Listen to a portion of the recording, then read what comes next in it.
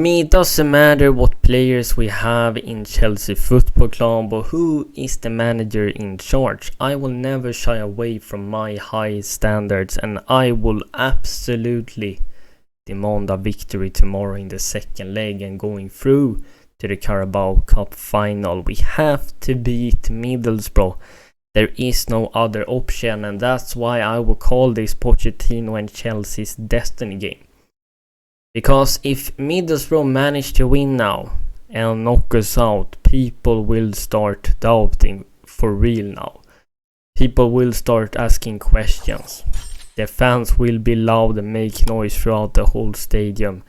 And we will all feel ashamed, embarrassed, wonder what has happened to this club. So, this is the perfect opportunity now for Pochettino and his team to prove everything wrong, to prove they are the right players and he is the right manager to be at Chelsea Football Club by securing a victory. The first leg was absolutely unforgivable. As we know, losing in that manner is beyond unacceptable. But if we're going through and go to the final, then anything can happen and everyone will forget this pretty quickly. So it's very key that Pochettino now puts in the right mentality in the players' mind and telling them, yo, we gonna win no matter what. I want to see every player running till they can't stand up. We have to get those 3 points. That's what I want him to tell them. And he's going to be the guy that laying out the tactics, instructions, coming up with an idea how we can beat this Middlesbrough. They're going to save for their life. They're going to put the man behind the ball in their own half, and the question is how long can they withstand pressure. But it also depends what pressure we putting on them with our tactical setup. Are we going to be offensive enough and be brave, or are we going to be a bit more patient and keeping possession, waiting for the right opportunity to then strike? No matter what the tactical foundation is or how we're setting up tomorrow, as I'm continuously stressing, at least pick up those 3 points, get a victory and go through.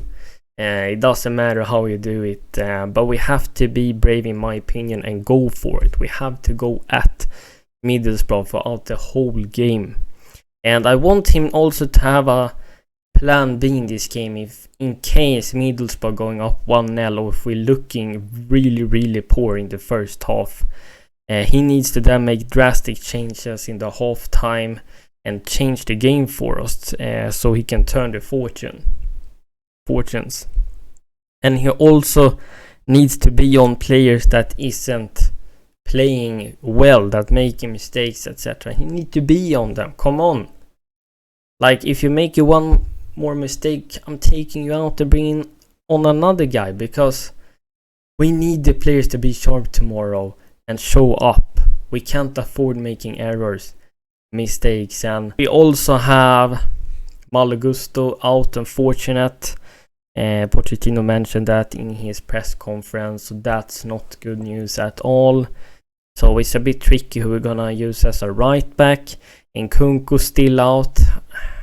I mean, at this point, I'm just wondering what's going on in the medical department. Like, players, they have muscles made of spaghetti or something.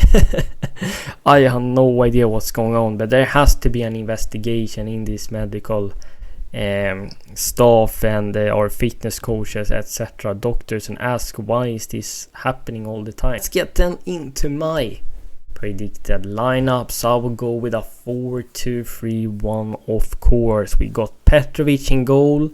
A centre back pairing, we got Disasi and Thiago Silva. Now, if it is Thiago Silva and Colwill, I wouldn't mind that either, but any of those pairings. As a right back, I'm being bold and going with Alfie Gilchrist. We have brought him in to play right back. Now is the opportunity for him to start since Malo Gusto is out.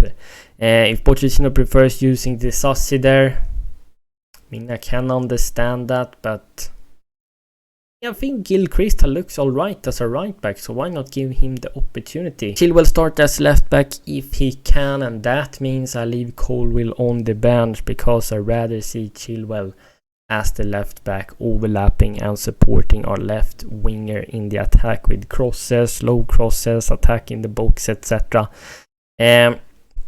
Now when we're using 3 centre backs, this means that this fullback can be very advanced and we can overload the left hand side. And when you're overloading a left hand side, making the right timing in terms of passes and movement, it can be very difficult for Middlesbrough to defend that throughout the whole game. I don't want to see Chilwell as a left winger. I guess we all expect that could actually happen. I mean, you never know with this gaffer.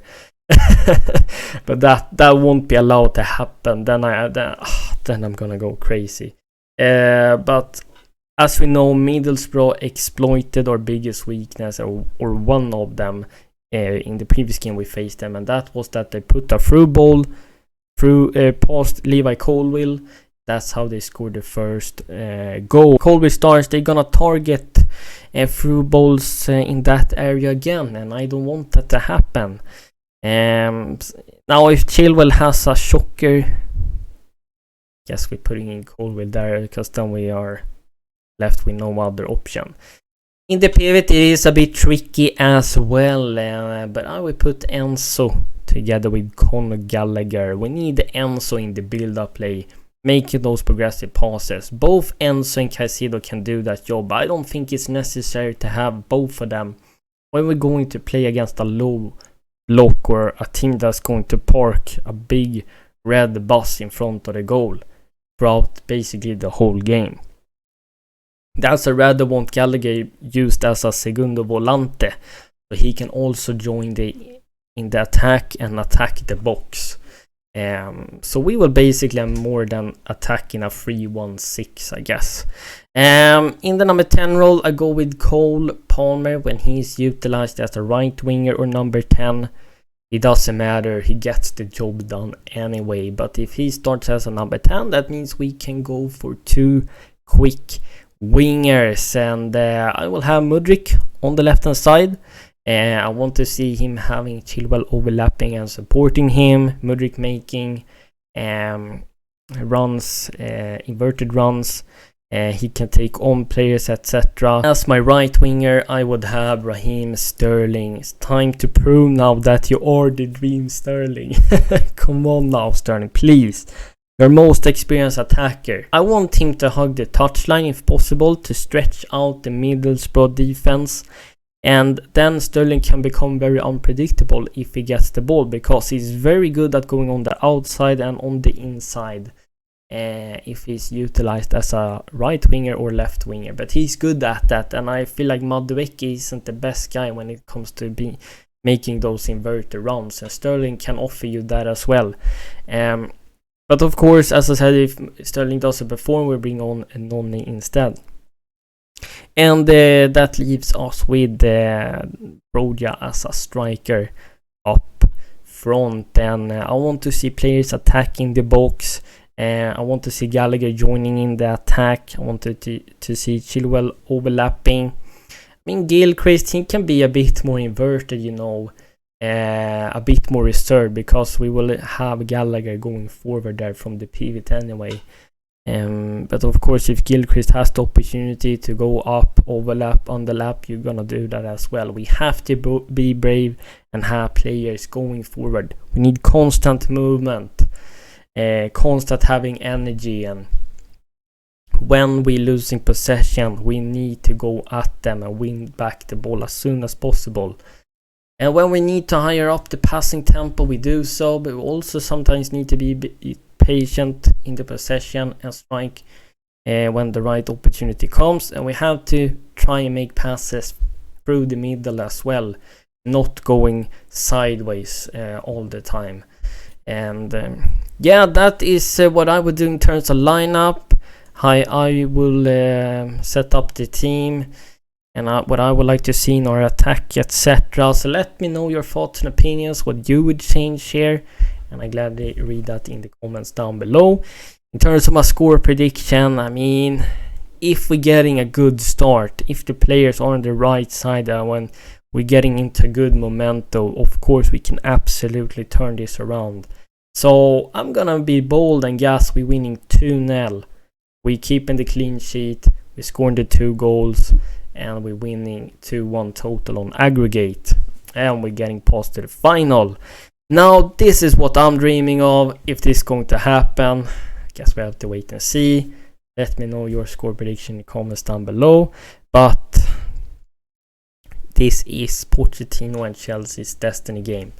Because if they don't pick up a win now when going through, people will have question. They will lose patience, and maybe we can have a discussion when that happens. If that happens.